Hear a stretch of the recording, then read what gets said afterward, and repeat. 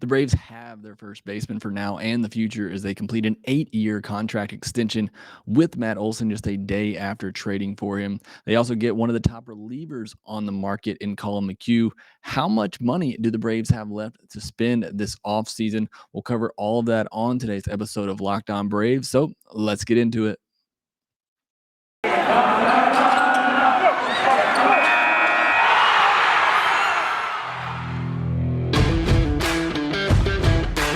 Hey, this is Stacey Gotsoulias, DC Lundberg, Ryan Finkelstein, Taylor Blake Ward, host of Locked On Yankees, Locked On Mariners, Locked On Mets, Locked On Angels, and you're listening to Locked On Braves. Locked On Braves, Locked On Braves, part of the Locked On Podcast Network.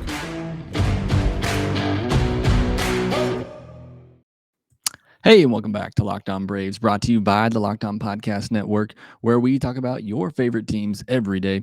I'm your host, Jake Mastroianni. You can follow me on Twitter at shortstopaball. Check out my bio there to see everywhere I am covering the game of baseball, including your Atlanta Braves over at tomahawktake.com in written form.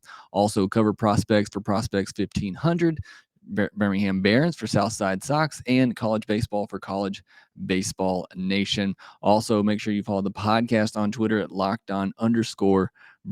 Make sure you subscribe to the podcast wherever you are listening to your podcast. Make sure you subscribe to us on YouTube as well. We're almost 700 followers on YouTube. We're well over 500 followers on Twitter now. So I really appreciate all the support as we try to push for 1K by opening day. So spread the word. If you're listening, go ahead. Please make sure you follow on Twitter, subscribe to us on YouTube. Does help out the show a ton. And thanks for making Locked On Braves your first listen each and every day. We post episodes daily, 5 days a week, Monday through Friday, and we are free and available on all platforms. On today's episode, we're going to be talking about the contract extension for Matt Olson, also the signing of Collin McHugh, and how much money is left in the budget for what other moves need to be made this offseason. But let's get right into this extension for Matt Olson. Obviously, on yesterday's podcast, we talked about the trade, the big trade that went down. And I said, a lot of this will depend on what happens next. How will they be able to extend Matt Olson? Check. What else will they do with the money saved? Partially checked. So we're already starting to see, look, I knew there had to be no way Alex Antopoulos, who hung on to those prospects so tightly through all of this, could not make this trade without being able to extend Matt Olson. I wasn't sure it would happen this quickly, but they get it done. They get it done rather quickly, and it's a great deal. So let's dive into the specifics, and then I'll give you my thoughts overall on the extension. It's for 8 years, $168 million, the largest contract in Braves history in terms of years and dollars. He'll make $15 million in 2022 and $21 million in 2023, as those are technically still his arbitration years. So they went ahead and bought those out. And then from 2024 to 2029, he'll make $22 million in each of those years. There is a club option for 2030. Man, we're already talking about 2030. There's a club option for 2030 for $20 million with no buyout, which is pretty amazing to get a club option there with no buyout. So this could ultimately be a 9-year deal worth $188 million. And like I said, those first 2 years are ARB years. That's why they're a little bit lower. But to get Matt Olson for $22 million a year from years 24 to 29, that's pretty huge there. That takes him through his age 35 season. If you go through the 8-year deal, obviously is with his age 36 season if you take that club option. So, I mean, he still could be a productive player. I don't know, be worth $20 million a year at that point, but still very well could be a very productive player.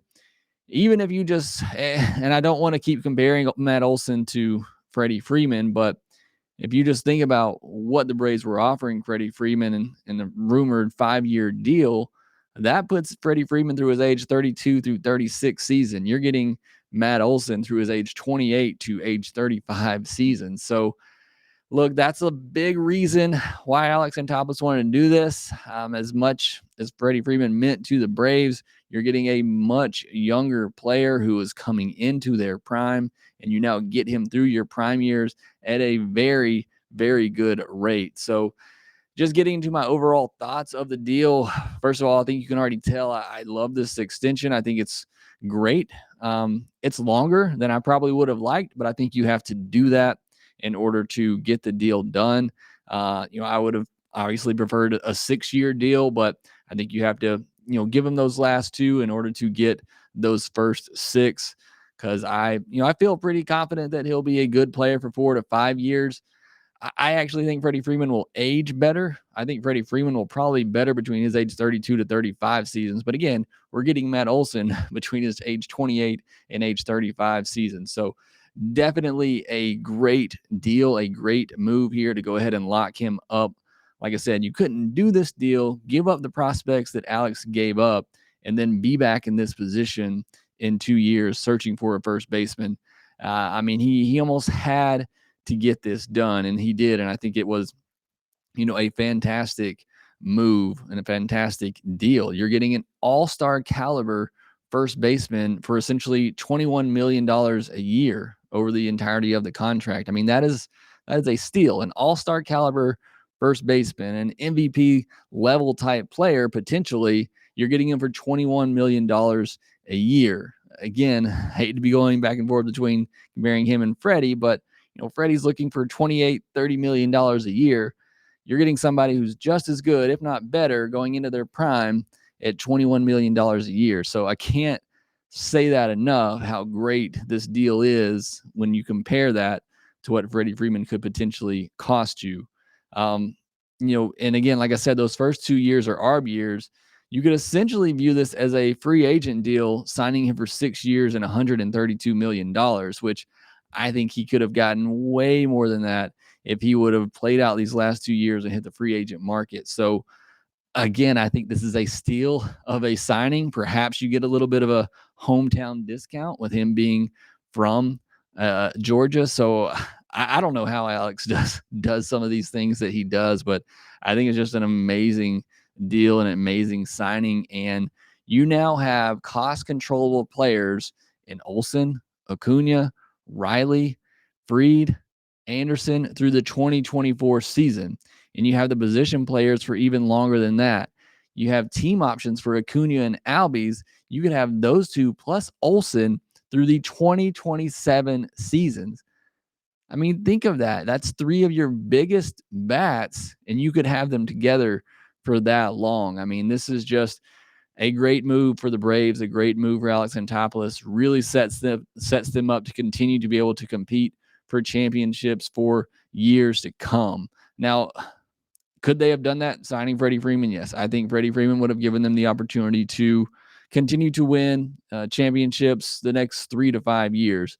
But the flexibility that getting Matt Olson gives you, this is why it was a tough decision for Alex Anthopoulos to make. It's so tough, in fact, that the GM is crying talking about it. But it is the right business decision. It is the right business move to make this deal, to open up some of that flexibility, that financial flexibility that everybody talks about, to go out and do more, to continue this window to be able to win championships. And you have to trust in Alex. I mean, he continues to get it done with the trades and these signings. And just an incredible move. It makes, I think, a lot of Braves fans who maybe have been on the fence about this Matt Olson trade, I think you have to be feeling a lot better today knowing about this extension and knowing you didn't just give up all of those prospects, spurn the face of your franchise for a guy who could walk in 2 years. So this is a huge deal. It's a great deal. It's a great signing. And now the Braves have their first baseman for years and years to come. But that wasn't all the news for the Braves on Tuesday. They also made a big signing to boost the bullpen.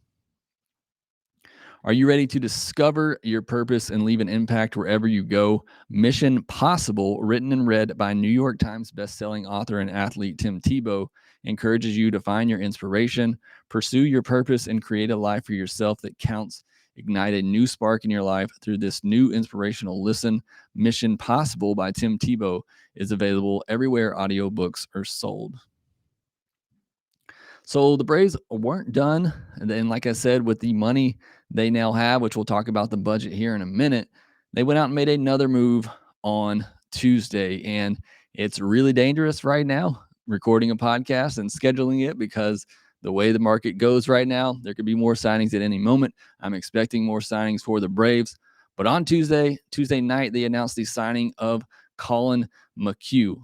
The Braves signed him to a 2-year deal worth $10 million in total, with a $6 million team option for 2024 and a $1 million buyout. He'll make $4 million in 2022 and $5 million in 2023.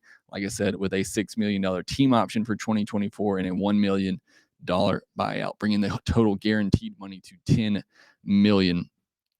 Right-handed reliever, much needed. Other than Luke Jackson, not much in the bullpen. Late game from the right-handed side was just unbelievable. Last year had a 1.55 ERA for the Rays in 64 innings with 74 strikeouts. Of course, everybody pitches well for the Rays, so maybe you have to take that with a little bit of salt there. But just an outstanding 2021 season. He has started 126 games in his career, but Alex Anthopoulos made it clear that they view him as a late innings reliever. In his career, he's been much better out of the bullpen, has a 2.49 ERA in 166 innings with a K per 9 of 10.9 and a whip of 1.072 coming out of the bullpen. And since primarily moving to the bullpen in 2018, his numbers have been even better, with a 2.11 ERA as a reliever. He was the 4th in the AL Rookie of the Year voting in 2014 and 8th in the AL Cy Young voting in 2015. Won a World Series with the Astros in 2017 and has pitched 23 2/3 innings in the postseason with a 4.18 ERA. So plenty of postseason experience from Collin McHugh here. His baseball savant page, I talked about his 2021 season, off the charts. He was registering in the 90th percentile in almost every category. I mean, truly just a quietly unbelievable year. I don't think many people talked about it. His primary pitch is an 80-mile-per-hour slider. The batters hit just 177 against last year. He also throws cutter and a four-seam fastball. This is his other two primary pitches. As a former starter, he also has some other pitches. So there's a curveball and a changeup that he'll sprinkle in at times. But in the past, he's even thrown a sinker. But like I said, mostly slider, cutter, four-seamer. Doesn't throw incredibly hard. The cutter sitting at around 87, 88 miles per hour, and his four-seam fastball at 90 to 91 miles per hour. So not a hard thrower like your typical back of the bullpen arms these days, but certainly very effective with what he does throw. 34 years old. He'll turn 35 in June. Also from Georgia, from Lilburn, Georgia. So another hometown kid coming to the Braves. Look, this bullpen, I think it's another great move by Alex. This bullpen definitely needed another right-handed arm for the back end of games. Like I said, Luke Jackson's really the only one they had. Now, I mean, the lefties that the Braves have, they can get out left or right, but it's nice to be able to have a guy, if you're facing a right-handed heavy lineup, to be able to come in and face those righties. You have a righty, particularly a righty batter that struggles against right-handed pitchers. You now have another arm that you can go to in Collin McHugh. Like I said, not a ton of velocity, but he's been dominant with what he throws, especially out of the bullpen. Had a 30% whiff rate or higher on his 3 primary pitches last year, a K percentage of 30%, with a minuscule walk percentage of just 4.9%. Odds are there will be a little bit of a regression, as he was nearly perfect. I mean, that 4.9% walk rate is just unreal. But I expect he'll still be a solid late inning reliever for the Braves, a veteran guy in that bullpen. Over his career, his numbers are pretty equal against righties and lefties. Oddly enough, righties actually had a higher OPS against him in 2021. So, I think he'll be able to come in and handle both righties and lefties. But again, sometimes you have batters who will struggle more against right-handed hitters, and now you have a righty arm that you can throw out against them. I know AA said they're signing him as a late inning reliever, but he has the experience, if needed, to make a spot start every now and then, or you could use him as a piggyback reliever, which I think we'll see a lot early in the season as starters continue to get stretched out and be on a pitch limit. I mean, you could have Tucker Davidson, Kyle Wright, start a game, go 3-4 innings, bring in a guy like McHugh to go 2-3 innings and then bridge it to the back of that bullpen.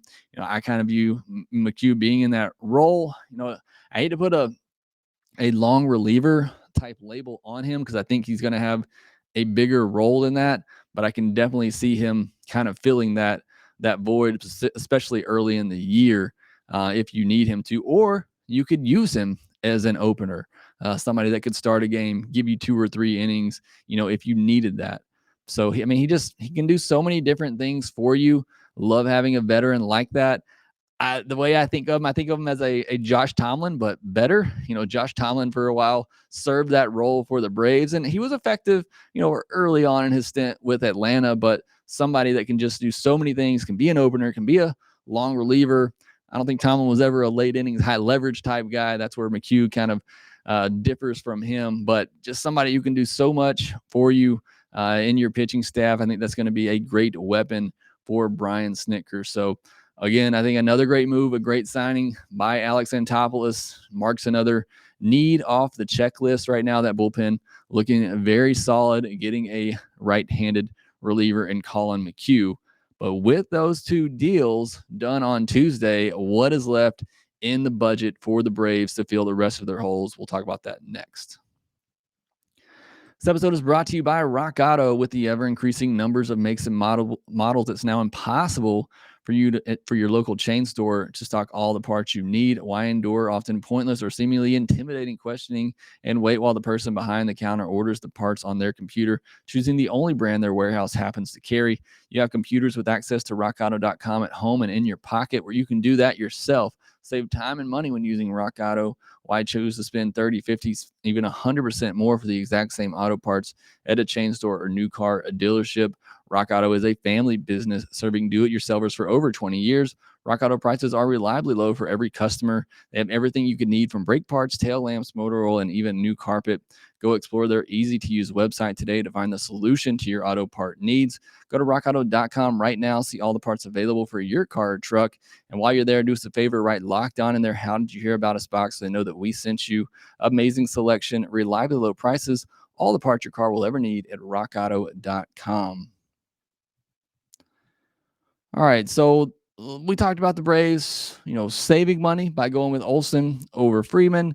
And part of that, part one of that was extending Matt Olson. Part one of trading for Matt Olson is extending him. Obviously, the other part of that is, what are you going to do with those savings for getting him over Freddie Freeman?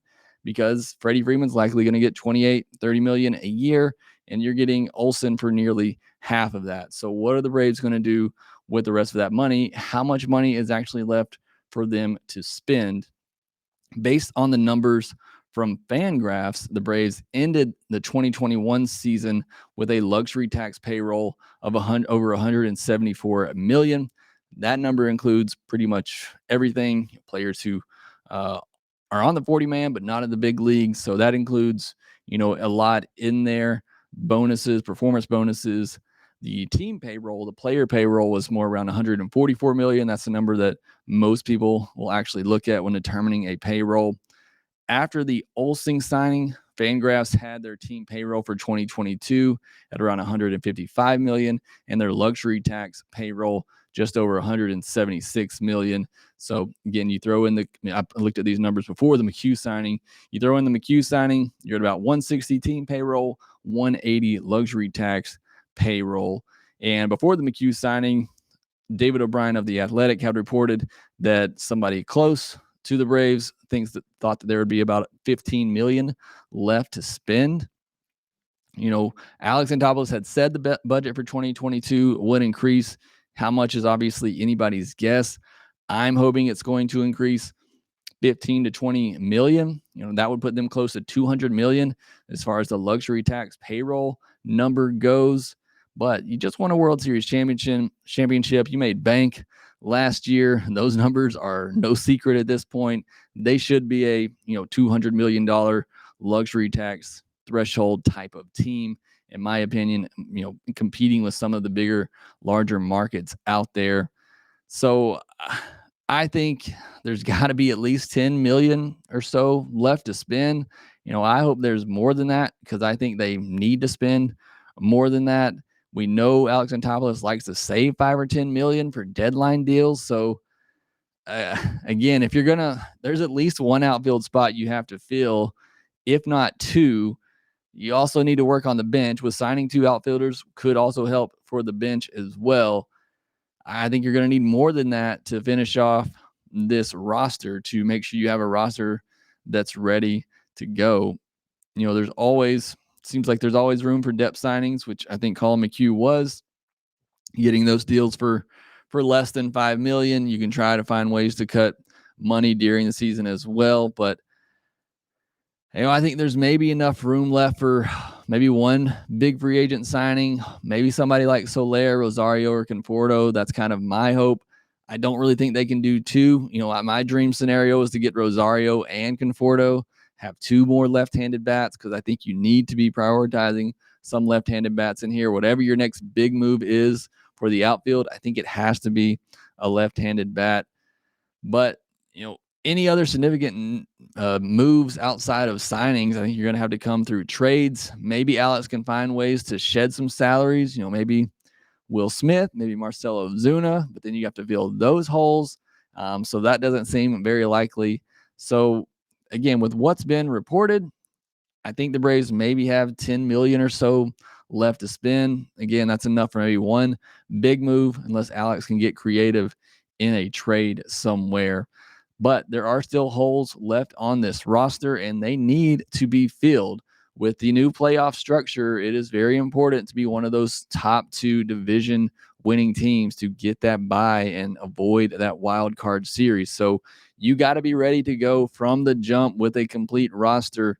You can't wait till the trade deadline to fix the holes that you have. You got to be ready to go from day one, especially with how competitive this NL East is going to be. The Nationals are making moves to try to win games. The Marlins are coming up.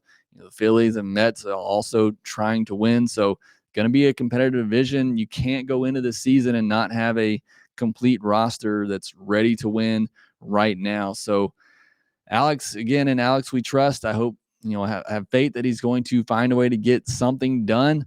But again, just based on what we know, it doesn't seem like there's a ton left in the budget here to get that done. But hopefully we're wrong. Hopefully Alex will surprise us and be able to make another big move or 2.